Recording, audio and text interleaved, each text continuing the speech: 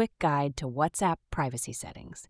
Hey guys, in today's video, I'm going to give you a quick guide to WhatsApp privacy settings so you can control what others see and keep your chats more secure. So make sure to watch this video till the end, and let's get started. To start, open WhatsApp, tap the three dots in the top right corner and go into Settings. Then tap on Privacy. This is where all the important stuff lives. At the top, you'll see Last Seen and Online. You can choose to show it to everyone, only contacts, or nobody at all. There's also a setting for who can see when you're online.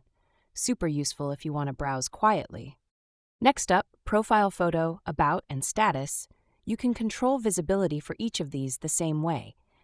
You can even exclude certain contacts if you want to keep things more private. Scroll down and you'll find Read Receipts, those blue ticks. If you turn this off, people won't know when you've seen their message, but keep in mind you won't be able to see theirs either. Under Groups, you can decide who can add you. Choosing My Contacts Accept is great for avoiding random or spammy group invites. Then there's Live Location, Blocked Contacts, and now even Chat Lock, which lets you lock specific chats with your fingerprint or phone password.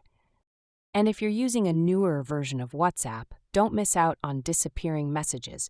You can turn this on for chats to auto-delete messages after a set time, like 24 hours or 7 days. That's all for the video.